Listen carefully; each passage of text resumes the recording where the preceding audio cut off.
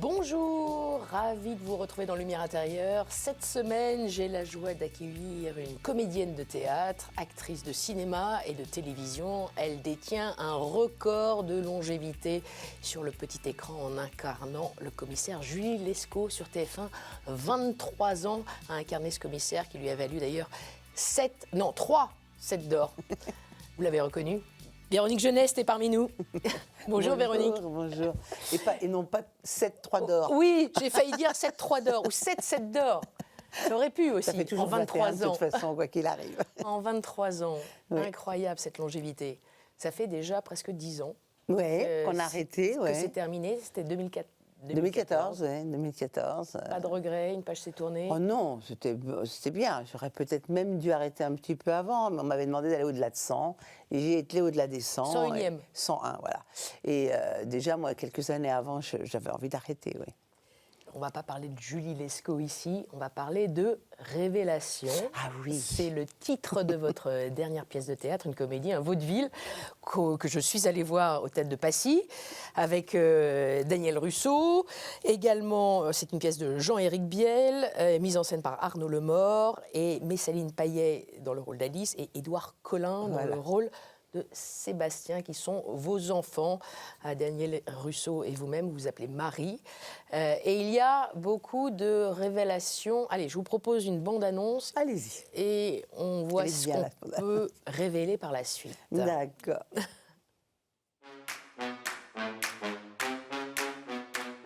Nous sommes tous très impatients de savoir ce qu'Alice a de si important à nous dire. Non, on crame d'abord. Une bonne nouvelle, j'espère. Ah oui, merveilleuse nouvelle.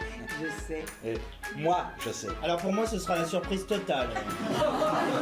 Eh bien voilà, je vais me former à... Mais non. Mais si. Mais c'est une blague. Moi aussi, j'ai un truc à vous dire. Ouais, non mais là, j'ai peur que ça fasse un peu beaucoup pour vous ce soir. Tu n'as pas encore dit ce que tu avais à nous dire. Ah non, mais moi, ma révélation est beaucoup moins importante que celle que les enfants viennent de nous faire. Je vais la buter. Je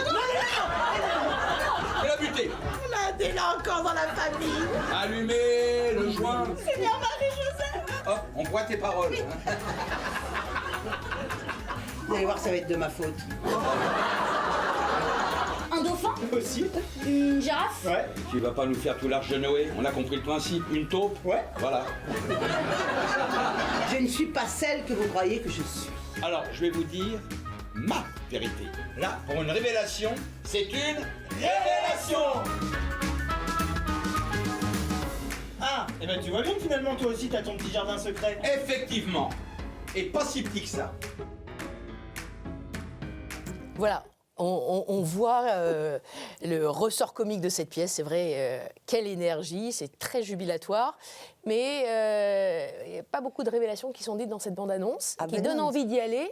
Alors qu'est-ce que vous pouvez nous révéler? Parce que moi, je les connais, les révélations. D'abord, je vais vous révéler, à part les révélations, que le spectateur rit énormément. Ça, c'est sûr. Tout ce qui ressort de cette pièce depuis qu'on l'a jouée, maintenant on la joue depuis novembre, c'est que en fait, il ne s'ennuie pas une seconde, que ça passe extrêmement vite alors que ça dure quand même 1h25, voilà, il ne voit pas le temps passer, que c'est déjà fini. Je confirme. Et c'est vrai qu'on va de révélation en révélation, un petit peu comme une sorte de boule de neige, comme ça, qui va accumuler, alors qu'au départ, on est parti pour une seule révélation, qui est celle de la fille, et que je peux peut-être vous révéler à demi-mot. Elle concerne votre chaîne, d'ailleurs. Exactement. Et les gens qui la regardent, souvent, voilà, c'est une révélation d'ordre religieux, où la fille veut épouser Jésus. Voilà, je voulais révéler celle-là. Et voilà. C'est la donc, première au révélation. départ, voilà, sa première révélation, elle va donner ses raisons. Les parents sont un peu choqués parce qu'ils font plus partie de cette bourgeoisie plutôt laïque. Lui, il est chirurgien, elle, c'est mère de famille. C'est pas qu'elle n'est pas croyante, mais elle a pas envie. Ça la choque. Elle espérait que sa fille, qui était avocate, aille au Québec, donc elle est là. C'est un choc, mais ce qui est formidable dans cette pièce, c'est que ça va entraîner d'autres révélations. Des révélations auxquelles même ceux qui les provoquent croient en provoquer une alors qu'ils en provoquent une autre. Et donc, c'est pas celle, donc ils finissent par eux-mêmes aller vers cette révélation. Donc, c'est une sorte d'embroglio qui va mettre la famille dans un état quand même assez limite explosif de la rupture.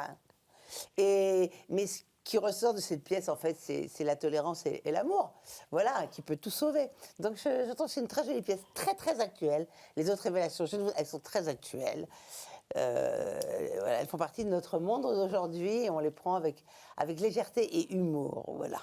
Alors, en regardant votre biographie, c'est vrai que là, vous incarnez Marie. Ça m'a rappelé une autre pièce dans laquelle vous jouiez. Vous voyez, à laquelle je fais référence, Portrait craché. C'était Portrait craché. en Oui, c'est 2016, où il y avait également Mais une c'est révélation vrai. qui ressemble fort à la révélation que vous faites Alors, dans c'était cette pas pièce. une révélation, c'était On va toujours pas la donner, c'était mais pas quand une même. révélation, on va pas mais c'était mais effectivement ça avait du même ordre. Et en fait, cette femme était d'une extrême, parce qu'elle ne voulait jamais avouer la vérité. Jusqu'au bout, elle n'avoue pas la vérité. On ne la saura jamais. Mais la révélation est du même ordre. On a des forces suspicions. D'un même ordre, du même ordre qu'une des certaines révélations de la pièce, oui. De votre personnage, en plus. C'est ça qui est drôle, puisque que Rousseau va révéler, en fait. Oui. Et c'est de bons personnages, Vous voyez ce que je veux dire. Bien en sûr, plus, mais je ne veux pas qu'on en parle. Non, vous ne voulez pas qu'on en parle. Mais non. Mais en plus, je trouvais qu'il y avait un Si on se met écho. à révéler toutes les révélations, Non, on va pas révéler toutes les révélations. c'est ça aussi, parce que c'est très surprenant, parce que les gens, quand même, ils sont surpris. Puis même des fois, quand on... moi, j'ai les voir réactions quand d'un coup, ça fait « Oh !» J'entends des trucs.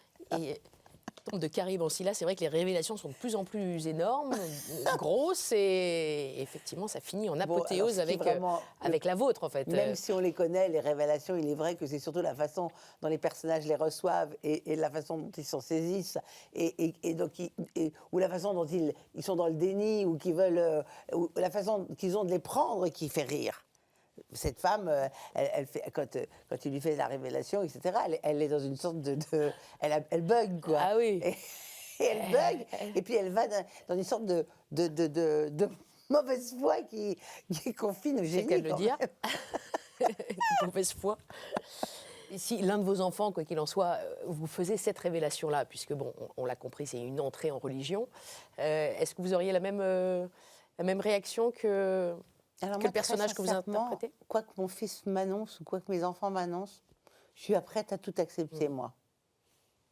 Après, je peux leur dire que je trouve ça, que je suis peinée, ou que c'est pas ce que j'espérais, ou que voilà. Mais jamais je les jugerai, jamais, parce que moi je suis pour la tolérance.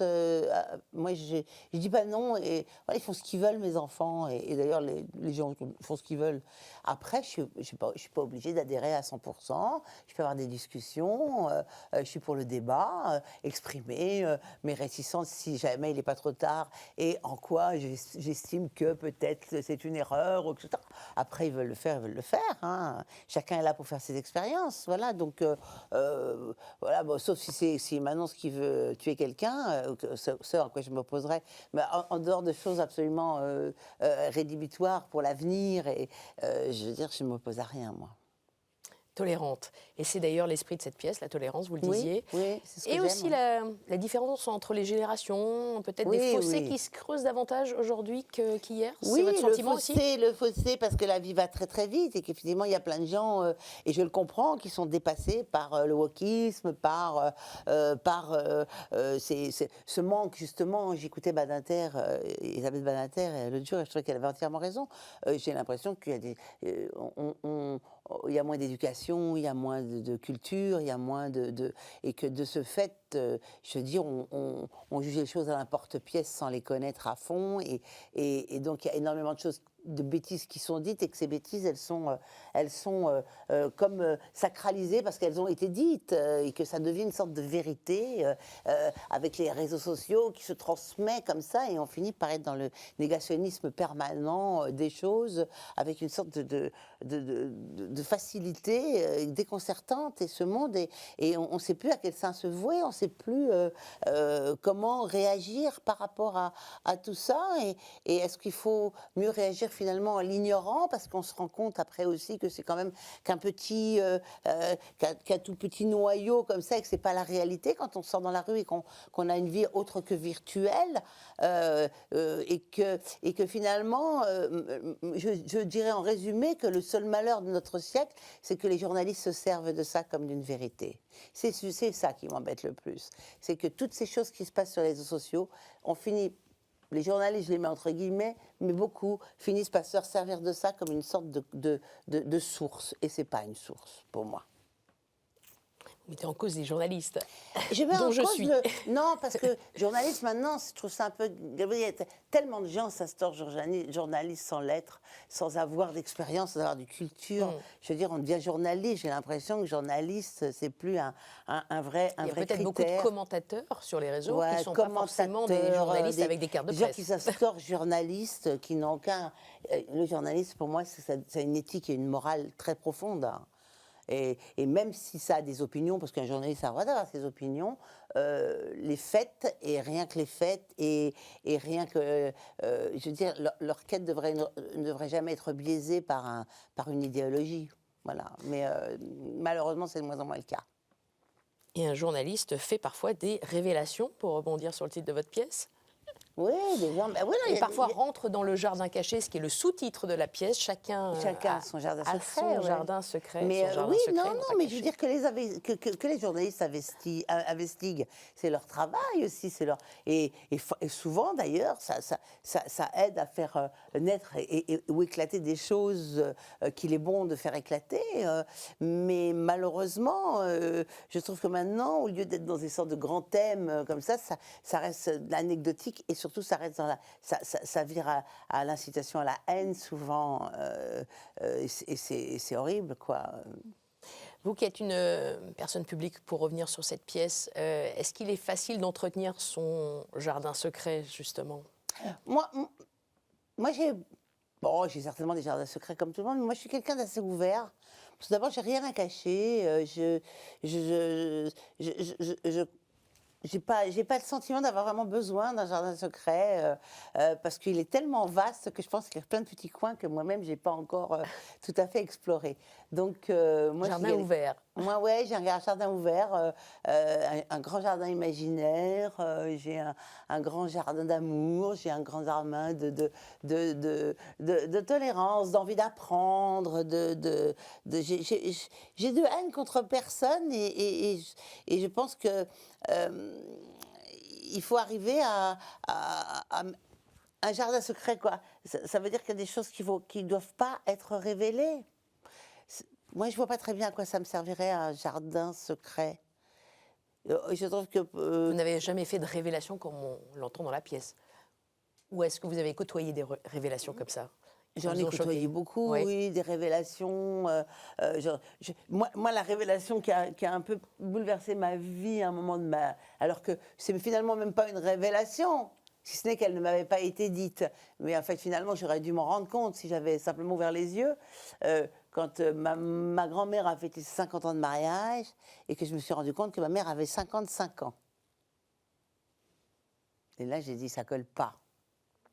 Et une tante très très bien intentionnée, comme elles le sont souvent, a dit « Ah ah, allez, oui !» Elle a quand même mis le doigt dessus. Autrement, j'aurais jamais fait attention. Et en fait, je me suis dit « Mais alors ?» Et c'est là que j'ai compris que ma mère n'était pas la fille de son père. Et à son époque, c'était quelque chose de très lourd. Et tout à coup, et j'ai trouvé dommage qu'elle ne m'en parle pas. J'ai fini par en parler avec elle. Et j'ai trouvé dommage qu'elle ne m'en parle pas comme une blessure, comme une honte qu'elle gardait, comme une sorte de chose qui pour elle l'avait énormément blessée et traumatisée, parce qu'elle était issue d'une autre époque. Et en fait, pour moi, quand j'ai compris ça, je l'ai vachement compris. J'ai compris tout ce que je ne comprenais pas d'elle. Tout cet achoppement qu'on avait sur plein de choses, et ses craintes et ses peurs vis-à-vis de moi, vis-à-vis de... Tout s'est ouvert, hein, et j'ai pu tout à coup me réconcilier avec elle. Vous réconcilier avec elle? Me réconcilier, moi. Je n'étais pas fâchée avec elle, mais me réconcilier, moi. Vous lui en avez pas voulu, au contraire, en fait. Au contraire. Au contraire, ça m'a aidé à la comprendre, ça m'a aidé à plus l'aimer encore, ça m'a aidé à comprendre même tout ce qu'elle me mettait sur le dos, même ses méchancetés, même ses agressions. Au contraire, j'étais très... ça m'a vraiment aidé à l'aimer. Ouais. Au mieux, plus de transparence que les secrets de famille. Oui, je ne sais pas en quoi un jardin secret est important. On dit on a tous le droit d'avoir... Oui, alors on n'est pas obligé de s'ouvrir à tout le monde. Non. Mais moi, il n'y a aucune révélation qu'on peut faire sur moi qui me choquerait, auxquelles je pourrais pas, dont j'ai honte de rien de ce que j'ai fait dans ma vie, voilà. C'est parfait. Je vous propose de passer à la deuxième partie de cette émission. On va peut-être déambuler un petit peu dans votre jardin Allez-y. secret, votre jardin ouvert en tout cas. Allez-y, mon jardin. Oui. Je vais m'éclipser, proposer 4 mots. À vous de rebondir, de commenter, de D'accord. nous les éclairer. Je suis Véronique bavarde, Jeunesse. moi, faut pas me lancer. Ah, hein. oui, oui. J'essaierai de couper, de vous couper si j'y arrive. À tout de suite.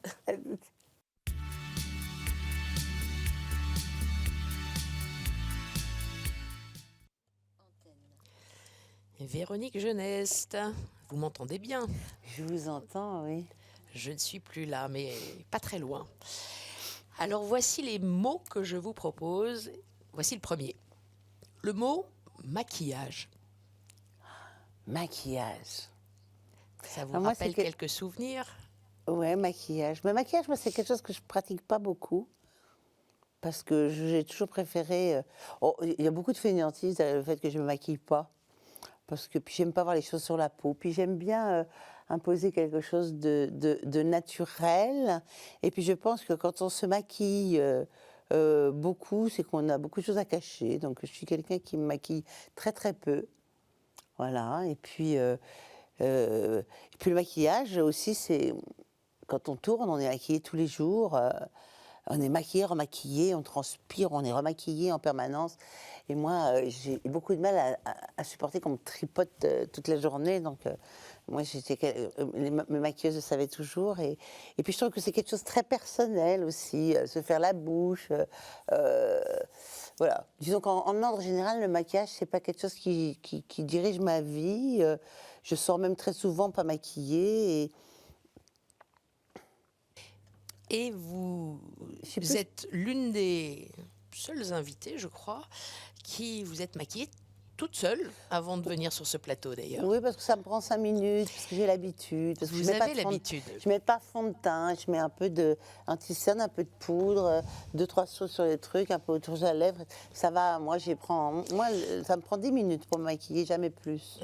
Et c'est très bien fait, j'ai vu ça. Vous Ah oui, n'aimez parce pas que vous- quand même, non, je vais vous raconter, je vais vous Bah, dire un aveu quand même.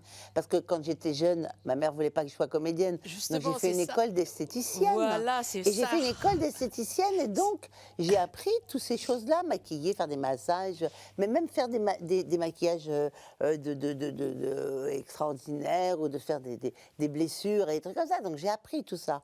Mais donc je sais faire. Hein, je Oui, sais. oui, justement, c'est ça qui est un peu paradoxal, ou pas. Vous avez effectivement un diplôme d'esthéticienne et de maquilleuse. Voilà. Et c'est ce qui vous a permis d'entrer dans le monde du spectacle par la petite porte, Voilà, finalement. mais j'ai choisi effectivement ça quand tout à coup il fallait que je choisisse un métier que j'avais vraiment toute envie de rien à part de jouer à la comédie. Donc je me suis dit, tiens, maquilleuse, parce que comme ça je vais pouvoir me foutre sur un tournage quelque part et rentrer. Et voilà. Et c'est comme ça que ça s'est passé. Je me suis débrouillée pour rentrer comme ça et commencer à regarder.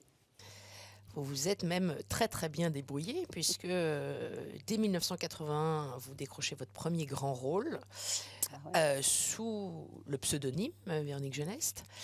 On en reparlera avec la mini-série Nana, Ouais, adaptée du roman d'Émile Zola. c'était merveilleux ça. Et vous avez été casté et choisi parmi 500 personnes. Oui, oh, bon, c'était le minimum hein, à l'époque. bah, parce que c'était un rôle quand quand même même. très, très. Il cherchait ce personnage et il y a eu 500 filles qui se sont présentées. Je crois qu'il y a eu 170 ou 150 bouts d'essai, enfin, personnes qui ont été reçues et qui ont fait des lectures ou des essais pour le personnage.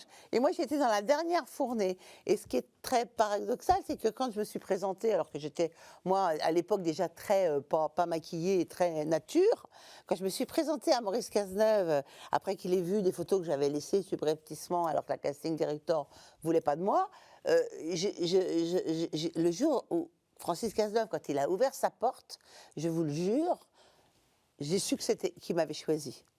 Au moment où il m'a regardé. Et je lui ai dit après, et il a laissé. Alors, est-ce que je l'ai entendu moi dans ma tête et que je suis. Où est-ce qu'il l'a dit? J'ai entendu moi, ah, qu'est-ce que j'ai bien fait? Et je pense qu'il l'a dit, parce que je ne vois pas pourquoi je l'aurais entendu autrement. Je ne m'appelle pas Jeanne d'Arc. Et donc voilà, et j'étais persuadée. Et effectivement, il m'a porté tout le temps. Il voulait que ce soit moi, je le sentais, je le voyais. C'est drôle, hein? Et ça a été le lancement de votre carrière. Eh oui. Est-ce que vous avez interprété ça comme de la chance ou le destin Oh, de la chance, mais je croyais beaucoup à ma chance et à mon destin. J'ai toujours cru en ma bonne étoile, moi, et elle a toujours été là en plus. J'avais une sorte de foi, ma bonne étoile, moi, toujours. Je croyais en mon destin, j'avais aucun doute, c'était hallucinant, hein. Et j'avais 3 balles en poche, mais j'avais aucun doute. J'y vais toujours bien et les choses arrivaient toujours à bon escient, au bon moment pour faire que j'ai jamais vécu un drame. Enfin, j'ai vécu des drames dans ma vie, mais sur le fait de ma vie personnelle, bon, je me contentais de peu, c'est vrai, mais j'avais une foi énorme dans la vie.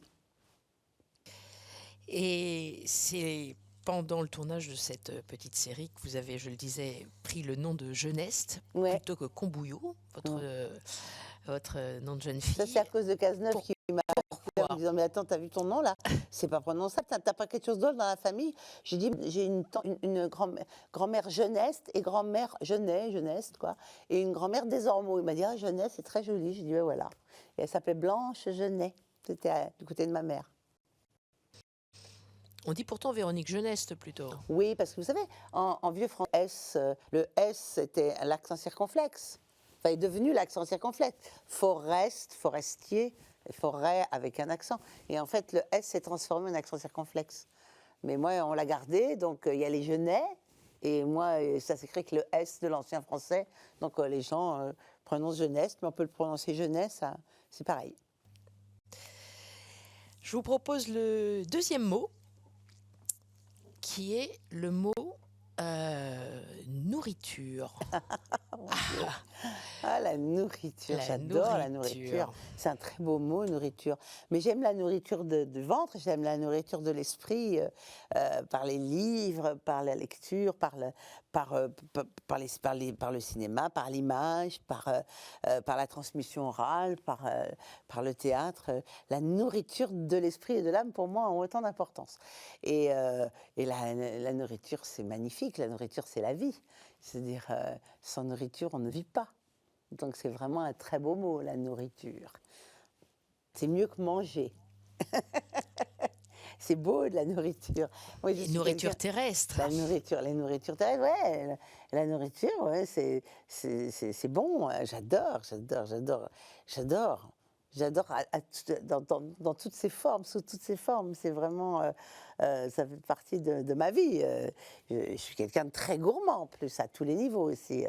Je suis gourmande de la vie, je suis gourmande, j'aime connaître, j'aime goûter, j'aime découvrir, voilà, que ce soit dans l'art ou dans la nourriture, Ou dans la cuisine. La cuisine, ouais. C'est vrai que vous avez ouvert un restaurant, Courrier Sud. Oui, enfin mon frère Olivier, Olivier a voulu ouvrir. C'était notre rêve quand on était petits. Nous, on voulait ouvrir un restaurant qui serait un restaurant de rencontre, où il y aurait des livres, où il y aurait, où on parlerait. Enfin, je veux dire, c'était plus dans l'idée. On voulait faire des expositions. On voulait beaucoup de choses. Et puis un jour, mon frère, on a trouvé ce petit endroit. Et puis j'avais un petit peu de sous. J'ai investi là-dedans avec lui. Voilà, ça a duré pas très très longtemps. Puis mon frère est décédé assez vite après, donc ça n'a pas duré. Ça a duré, mais bon, quand même 4-5 ans. On l'a eu ce restaurant. C'était vraiment bien. C'était effectivement un lieu de rencontre. Tous les copains venaient. Ils faisaient de la petite bouffe. C'était pourtant pas encore l'époque, mais ils faisaient du brunch. Ils faisaient. Non, mais j'adorais. Puis j'adorais servir au restaurant parce que ça permettait de voir les gens. C'était vraiment très joyeux. Alors on parle de nourriture. Parfois, nourriture va aussi avec excès. Je vous ai entendu dire dans des interviews que vous aviez toujours été au régime. C'est vrai. Je ne suis plus au régime depuis quelque temps. Parce qu'en fait, j'ai changé d'idée là-dessus aussi. J'ai été au régime parce qu'on m'a toujours mis au régime, moi. En fait, j'ai été maigre quand j'étais petite parce que j'étais tout le temps malade. J'avais les vers solitaires, je mangeais pas beaucoup, j'étais pas... Et puis un jour, le jour de ma communion privée, J'ai eu une crise d'appendicite. J'ai été très malade pendant toute la messe. Pendant toute ma grand-mère, je pleurais beaucoup pendant la messe. Elle était persuadée que j'avais découvert Dieu et que j'allais devenir religieuse. Mais non, c'est juste que j'avais très très mal au ventre. Et j'étais vraiment très malade. Et en fait, mon père qui était médecin et qui n'était pas là, donc il était de garde, donc il est rentré à midi. J'étais couchée sur le lit, blanche, etc. Il m'a examinée, il a tout de suite vu que c'était l'appendicite et j'ai été opérée à chaud. Et du jour où j'ai été opérée de l'appendicite, j'ai pris 13 kilos en un an. Je me suis mis à manger, j'avais faim et j'ai poussé d'un coup. Voilà. Et en 3-4 ans, j'ai pris énormément. Enfin, je me suis transformée. C'était l'âge aussi où je devais me transformer, hein, normal. Parce que je devais avoir ma communion privée, je devais avoir, je sais pas, 8 ans. Mon père était toujours là, donc j'avais 8 ans. Donc tout ça, ça a suivi un processus. Mais à 13 ans, j'étais vraiment une femme grande, formée, comme aujourd'hui. Donc, et en fait, à partir de là, ce qui est paradoxal, c'est que je suis passée d'une gamine à qui on faisait des tartines grandes comme ça à 4 heures avec de la confiture, du beurre pour la nourrir, pour la forcer presque à manger, à quelqu'un à qui cette tartine comme ça profitait rien qu'en la regardant. Donc c'est un peu perturbant. Voilà.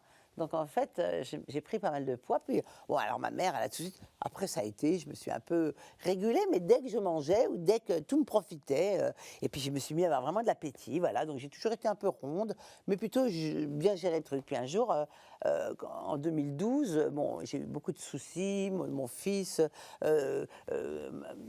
plein autour de moi, des gens qui tombaient malades, qui me coûtaient très cher, des choses très très dures. Et là, je sais pas, j'ai eu un blocage et je me suis mis à grossir jusqu'en 2017 où je me suis repris en main et j'avais beaucoup grossi, à tel point que ça en venait compliqué même à vivre au niveau des douleurs, dans les jambes, dans les hanches, dans les trucs, c'était compliqué.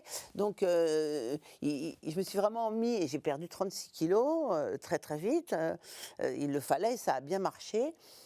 Et après, j'ai failli reprendre et finalement, j'ai rencontré quelqu'un et j'ai réglé mes problèmes différemment. Et je suis justement en train de réfléchir à exploiter cette formule qui est, parce que j'ai un coach, un préparateur sportif, un préparateur physique, pas sportif, hein, c'est-à-dire que régler les vrais problèmes qu'on a par un vrai sport adapté, soit aux personnes âgées, soit aux personnes qui sont en surpoids, et une nourriture adaptée qui n'est plus un régime, mais qui est une autre manière de se nourrir, en se nourrissant vraiment. Ça, c'est un peu mon cheval de bataille en ce moment, je dois vous avouer. Et donc, je suis en train de voir comment je vais pouvoir faire éclater ça et le donner à accès, parce que c'est cher pour l'instant, parce que les gens qui donnent des cours comme ça, c'est des cours privés et que ça coûte très cher, mais de pouvoir le rendre, je dirais, plus accessible à des gens qui n'ont pas des moyens. Voilà. Par l'intermédiaire de mairies, d'associations, je ne sais quoi. Vous voulez transmettre Voilà. cette forme de guérison. Exact. Ce qui me permet d'aborder le troisième mot avec vous, qui a aussi sans doute une résonance particulière, puisque c'est le mot médecin.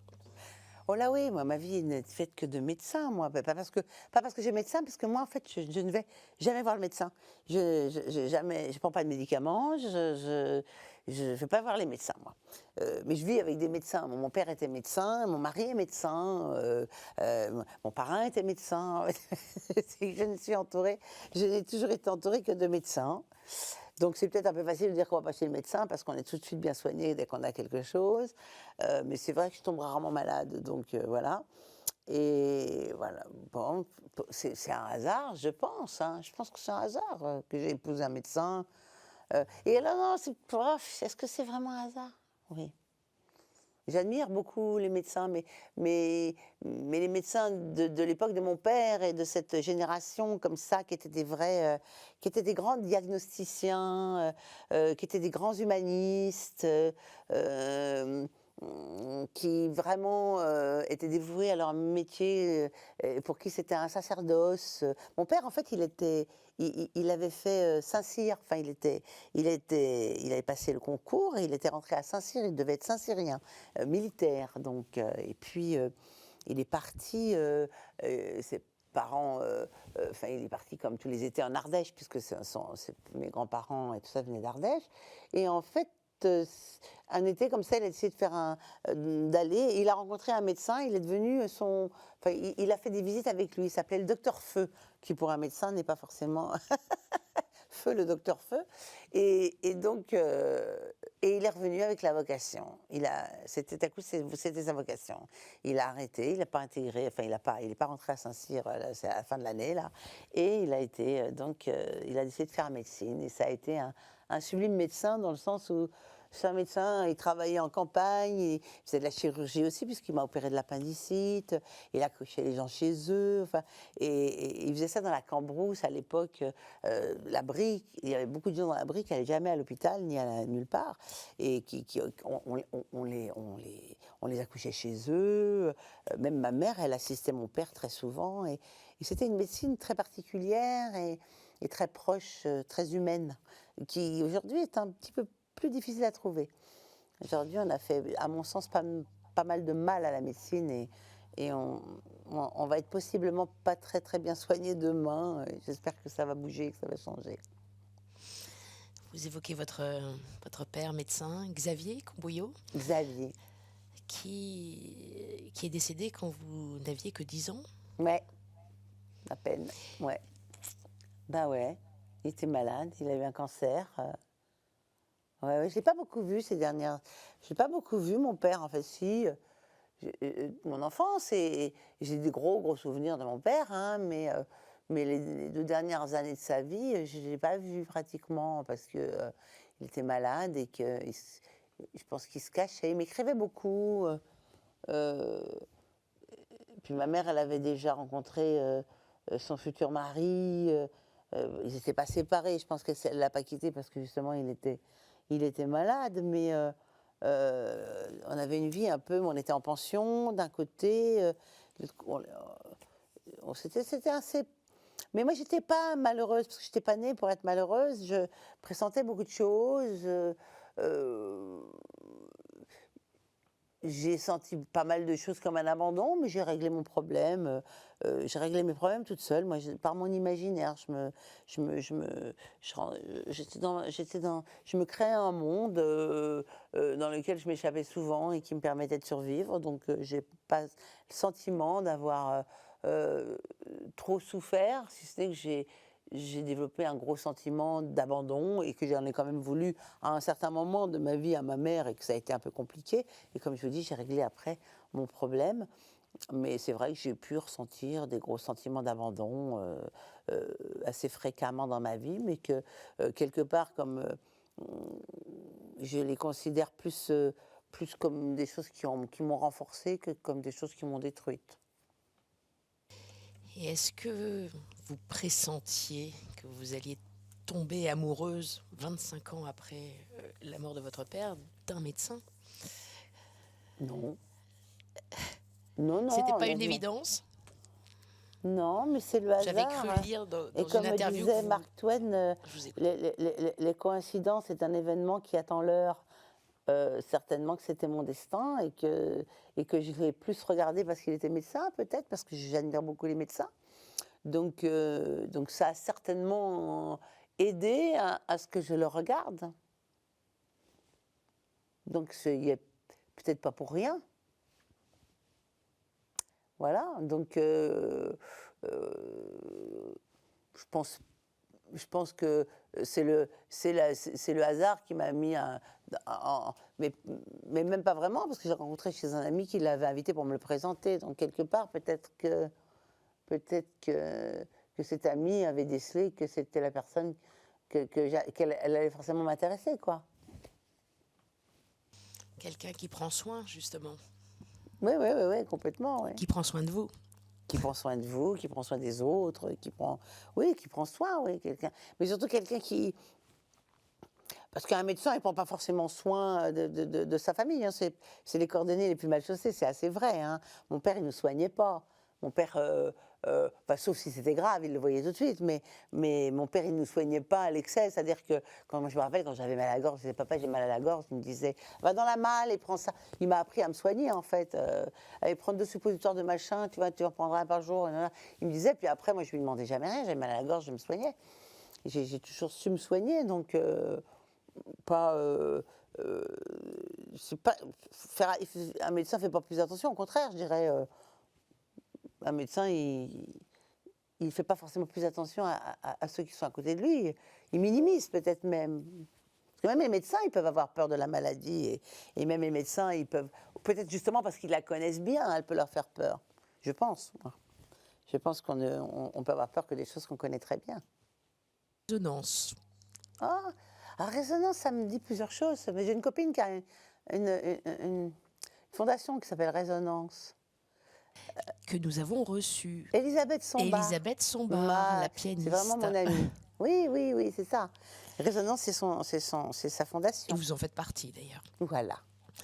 Une fondation qui œuvre à démocratiser la musique, amener la musique dans des lieux où on l'entend moins. Les prisons, les hôpitaux. Les morgues, comme elle a fait d'ailleurs pendant tout le Covid. D'ailleurs, elle a été jouer du piano dans les morgues parce que c'est vrai que les morts étaient un peu seuls et un peu délaissés par les règles, les règles en vigueur. Mais oui, non, puis Elisabeth, c'est une grande pianiste. J'ai fait Pierre et le Loup avec elle à Lausanne, un concert magnifique. Elle a des orchestres. C'est vraiment une fille. Elle et Christopher, son mari, c'est des gens que j'adore. Et bon, mais je l'ai rencontrée justement. Ça a été mon modèle quand je faisais mon école de maquillage. Incroyable. C'est elle que j'ai maquillée pour mon concours. Ah là là, mais oui. Parce qu'on était tout le temps ensemble. Elle était pianiste à l'époque. Oh oui, parce qu'elle était déjà jeune. Elle était très très jeune. Hein, incroyable. Déjà pianiste. Et puis on a fait les 400 coups toutes les deux. On s'est servi d'alibi très souvent. On adorait. On faisait des choses formidables. Pas des bêtises. Hein, on vivait et on riait beaucoup. Et beaucoup de musique. Moi, j'adore la musique classique aussi. Et le piano et Chopin. Donc, c'est une grande spécialiste de Chopin. Ah non, j'ai vécu des moments extraordinaires. Je la vois toujours d'ailleurs, hein, et je suis en contact avec elle. J'ai vécu des grands moments avec Elisabeth. Résonance. Oui, c'est très beau ce qu'elle a fait. Elle a bien accompli sa vie, Elisabeth. Grande bonne femme. Hein, je suis fière d'elle. Hein. Et vous, Véronique Geneste, vos résonances à vous, outre la musique, y a-t-il des résonances spirituelles particulières ? Ah, mais moi, je suis beaucoup dans la spiritualité. Hein. Moi, je suis quelqu'un de très... Je ne crois pas dans les dogmes qui sont pour moi des choses humaines qui souvent compliquent la vie et les choses parce qu'elles interfèrent avec la vraie foi qui, pour moi, est une prise directe avec soi-même, presque comme une philosophie. Donc, la foi, que ça existe pas, Dieu ou les interprétations, je veux dire, c'est même pas ce qu'il y a de plus intéressant. Ce qui est intéressant, c'est de se dire que l'homme, pour avoir des idées comme ça de pardon, de tolérance, il faut force. C'est pas très humain quand même comme sentiment. Moi, je pense que l'homme est beaucoup plus sauvage que ça. L'homme est beaucoup plus animal que ça. Et donc, je pense que pour avoir réussi à s'élever comme ça, ou avoir des aspirations vers une tolérance, vers un amour, vers le pardon, ça a quelque chose de divin. Mais divin dans quel sens, j'en sais rien. Mais en tous les cas, pas dogmatique, mais divin. Donc, je crois que j'ai une sorte de... Je suis assez mystique, j'ai une sorte de religiosité, on va dire, de croyances comme ça, personnelles, mais plutôt en une force invisible, philosophique, qui amène à une réflexion personnelle. Voilà. J'ai pas vraiment de religion, moi, même si je suis catholique, chrétienne de naissance, baptisée, je fais ma communion. Avec une appendicite. Avec une appendicite, voilà quoi. J'ai pas de... Mais en ça, ce qui est étonnant, c'est que quand je vais en Israël, etc., et que je reviens aux sources un peu de ces 3 monothéismes, à mon sens plus de deux, parce que je pense qu'il y en a deux qui sont... Non, les trois sont nés de là, mais pas pour les raisons qu'on donne, mais en tous les cas, elles sont nées là. Je reviens... J'ai plus tendance, moi, à revenir vers une qui a le moins d'interférence entre Dieu et entre l'idée de Dieu et l'homme. Voilà. Celle qui a pas... ne devrait pas y avoir d'interférence. Les seuls moments où ça doit être vraiment être... en fait, on pourrait l'appeler conscience aussi, Dieu. Conscience, oui. Je pense que c'est une conscience du mal qu'on fait, du bien et du mal. C'est pas humain, ça, hein, franchement, la conscience du bien et du mal, si vous y réfléchissez bien. C'est pas très humain comme notion.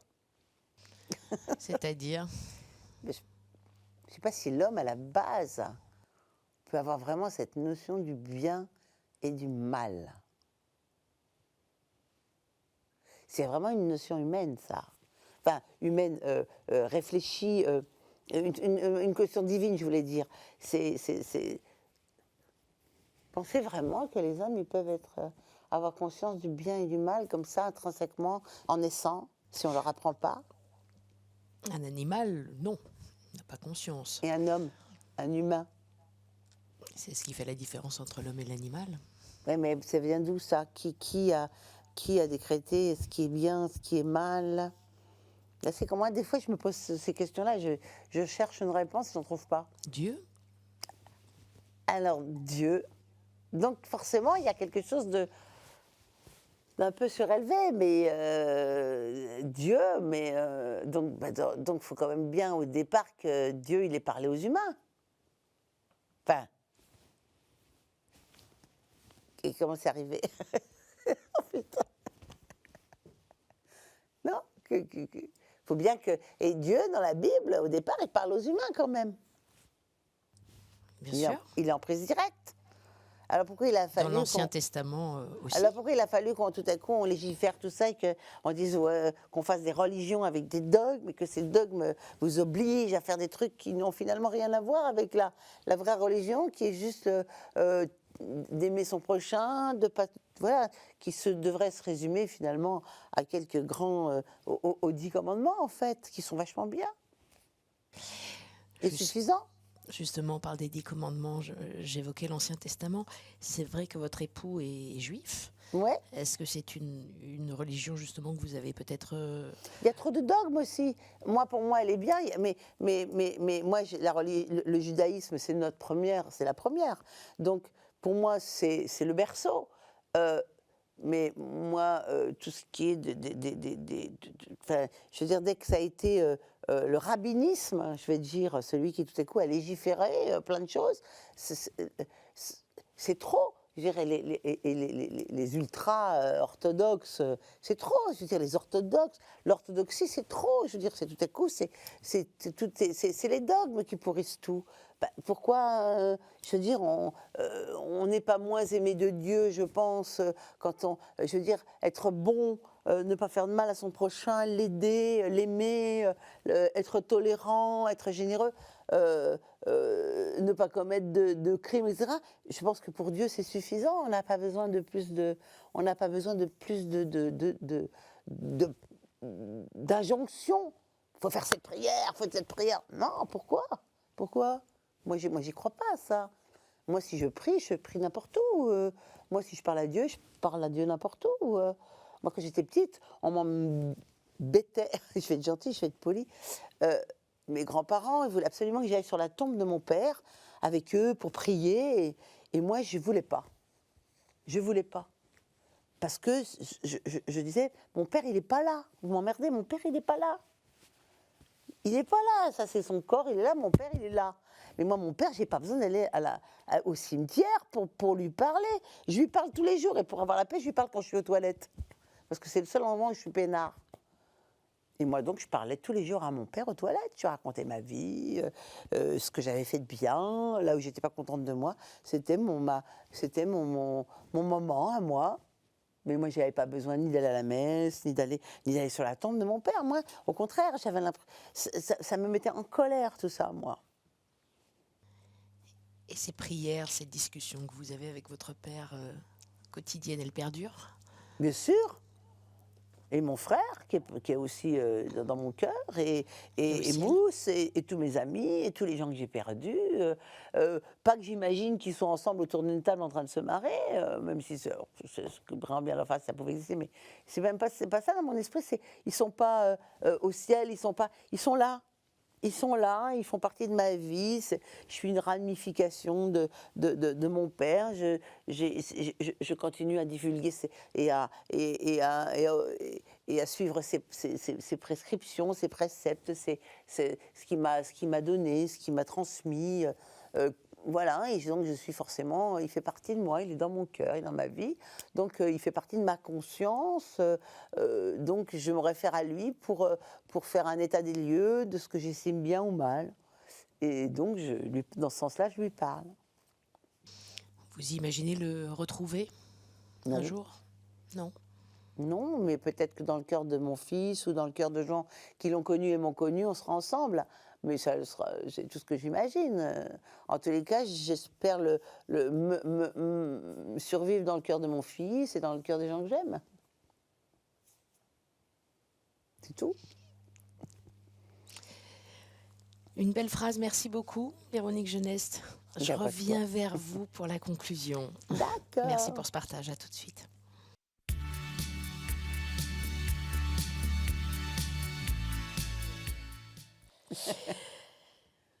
Véronique, je suis de nouveau en face de vous. Bonjour. Rebonjour. Alors, comment est-ce que vous avez vécu cette expérience? Mais bien, bien. C'est assez sympathique comme ça de se retrouver un peu dans le sombre. On a l'impression qu'on n'est pas précipité par le temps et puis en même temps, j'aime bien, moi, l'idée de ne pas trop réfléchir à ce qu'on va dire. Parce que je trouve que... Moi, j'adore la spontanéité.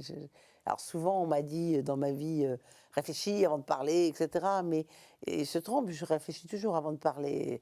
Simplement, je ne réfléchis pas, est-ce que c'est bien que je le dise ou que je ne le dise pas. Voilà, c'est la seule réflexion que je ne me fais pas. Mais finalement, je n'ai pas envie de me la faire.